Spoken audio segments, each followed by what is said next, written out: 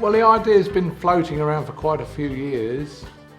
It was suggested at one point by the late great EMI when we did the remastered CDs in 2006, but I didn't think that was the right time to do it.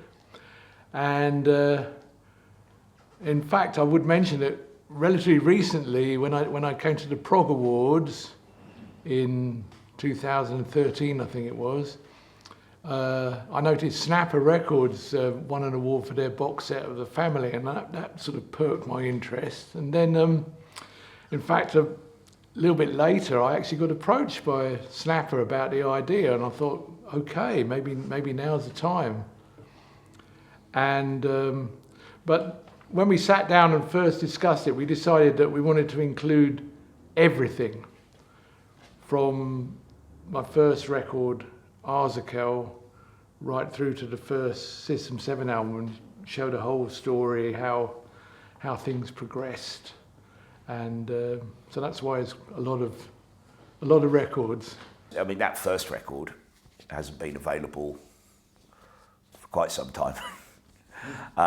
In fact, the Khan album as well,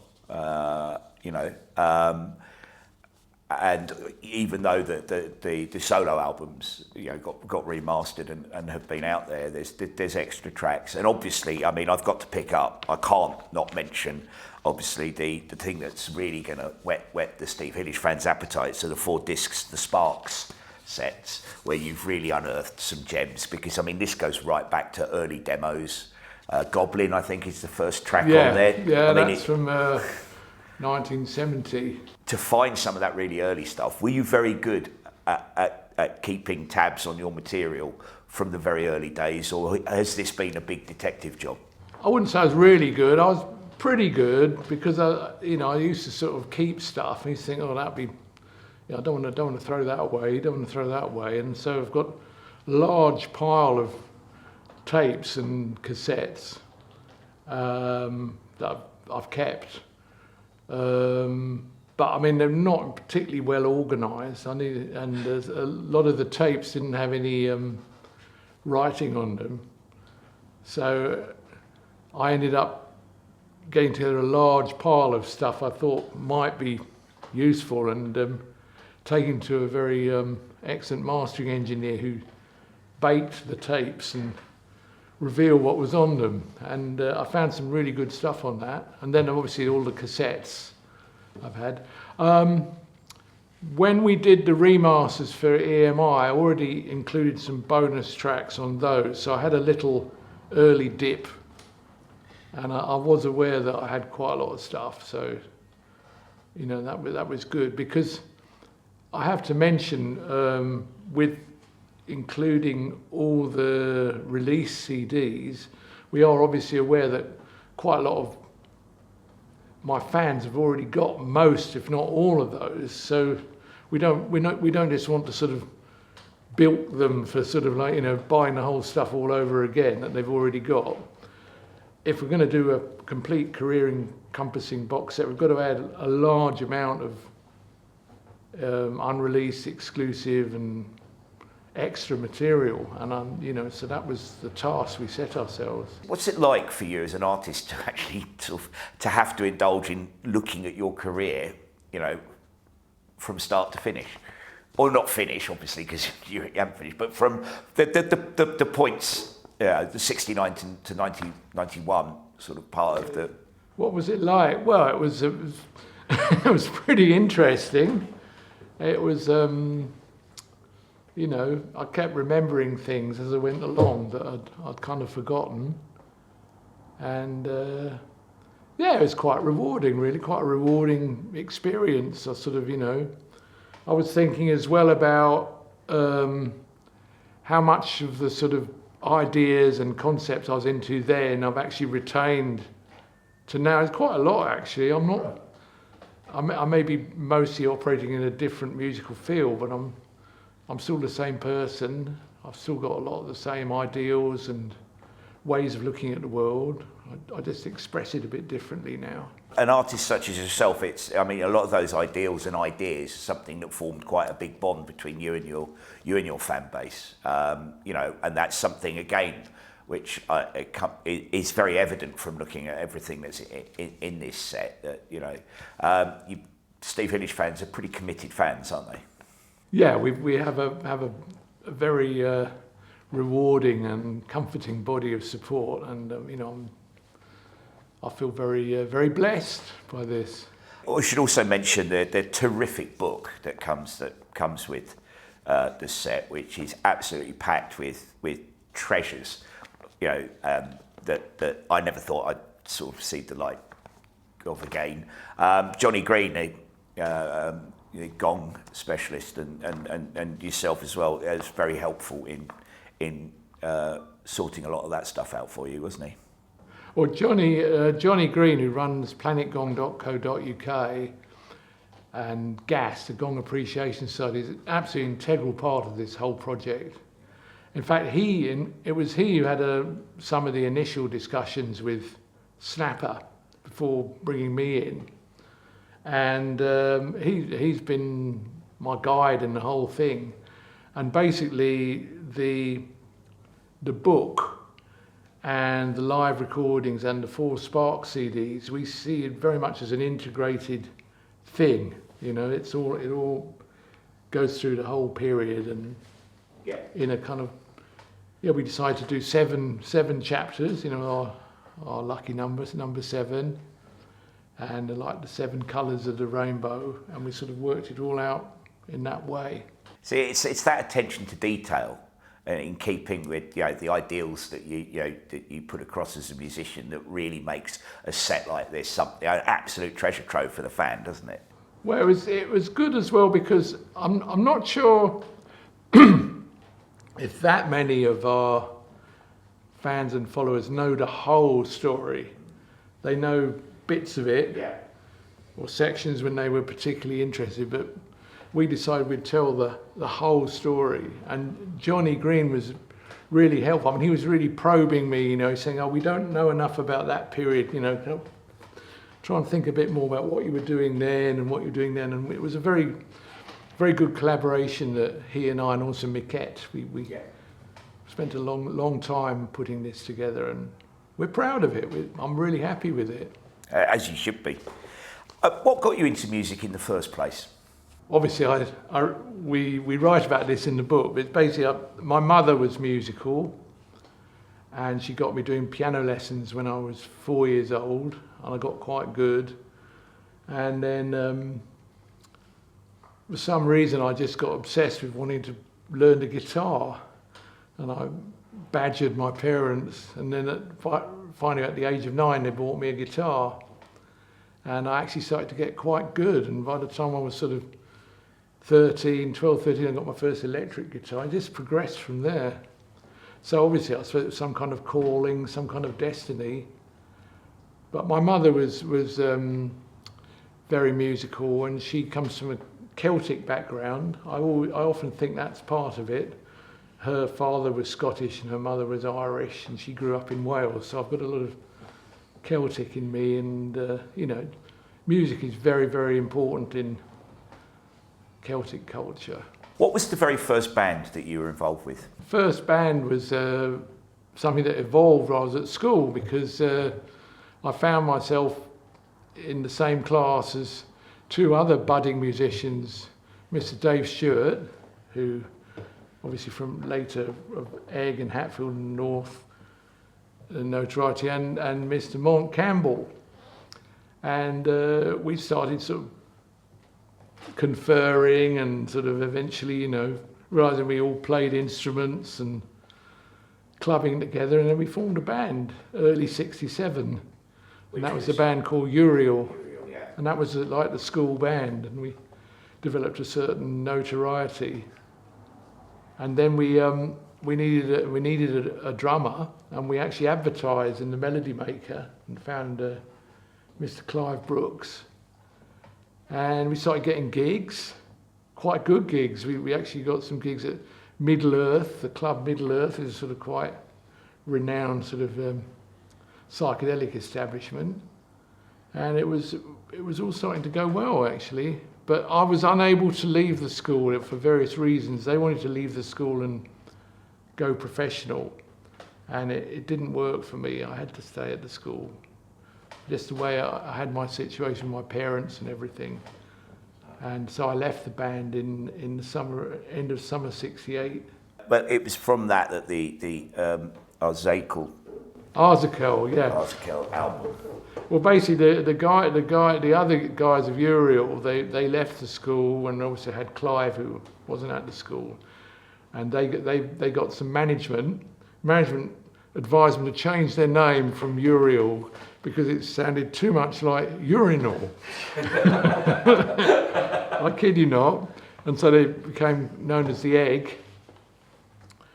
And they were starting to progress, and they had some interest from record labels. But then someone contacted them just to make a record for hire of psychedelic rock. And they thought that it would be good to get me in as well to play a bit guitar.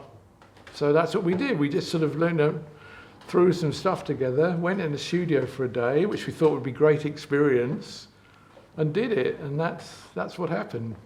All in one day. I mean, if you think about it, I mean, it was quite a magical time and a very sort of, you viewed back, I think, to that era as a very magical time. It was certainly a very creative time musically. That, you know, bands who sort of come out of the sort of psychedelic movement were starting to expand their musical approach. Barriers were sort of tumbling down. Sort of the start of the progressive rock movement, where, you know, previously, you know, sort of matched musical styles that people said, oh, you can't do that. There was none of that. It was like, oh, we can do whatever we want. Do you think that your career really benefited from coming through at that specific time? Oh, absolutely. I'm quite blessed that I grew up. You know, when I first went to the senior school, the City of London school, it was just at the time Love Me Do, the first Beatles single was released, and I became an avid music fan together with Dave and Mon. Then we started going to see bands at the Marquee Club after school, you know, in '66, '67, and I saw Jimi Hendrix several times. I mean, amazing. Was there a feeling, you kind of, obviously, this is all hindsight, but you look back and you think that surely there must have been a feeling that, you know, you surrounded by all this magical stuff happening at quite a rate. I mean, change was very, very swift at that time. But that as people who were into music and played music, that you too could be a part of this. There was no kind of, oh, how do we do it or anything. It was all, we can all get stuck in and get involved in this sort of musical revolution, really, that was happening. Yeah. We wanted. I mean, because if you think about it, I mean, we discovered we could play, and we wanted a bit of it, you know. Less than a decade before, popular music had largely been crooners, easy listening, and beat music, which, you know, sort of was inspired sort of by Motown and blues music from America, and then that sort of shifted into sort of psychedelic music, and then that shifted into sort of progressive music, and then also the heavier rock as well. But that kind of, it all happened in a kind of a short space of time. So it must have been, well, you know, it must have been difficult to even try and keep your feet on the ground because everything seemed to be moving so quickly. It was exhilarating, I think, the word.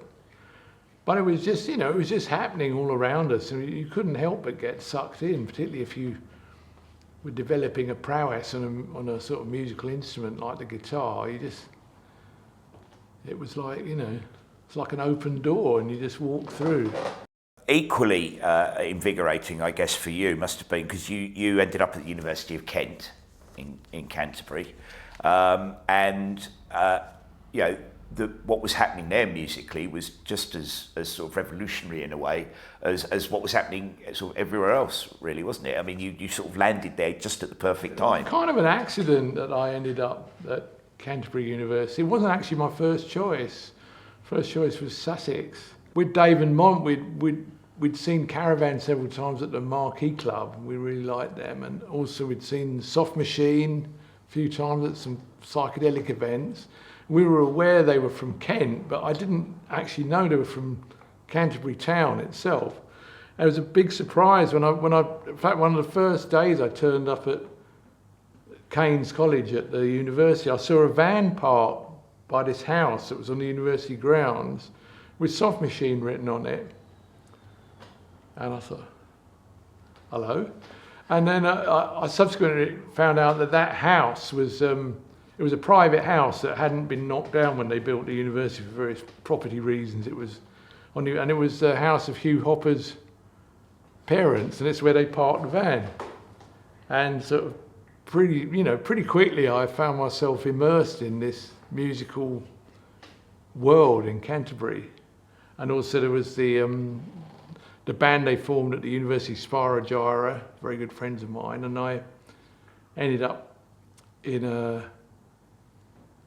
a room in a really nice house in St Radigan Street, which was a bit of a sort of meeting place. Well, that was indeed, I think, was it the first Spirogyra album was actually called St Radigan's, wasn't it? Yeah. When I first arrived at university, I wasn't sure what I was going to do, whether I was going to do music for a career or whether I was going to do something academic or whatever. I didn't know. I was just, open-minded. Obviously, my parents were very happy that I went to university, that I hadn't left the school.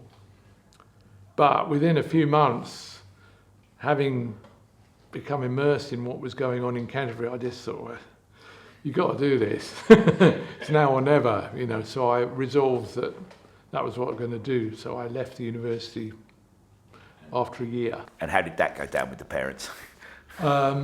I found a situation where I took a sabbatical leave, so I could have gone back. If it had all gone pear-shaped, I could have gone back, and they were quite happy with that. And they were very supportive. They've been great with me, my parents.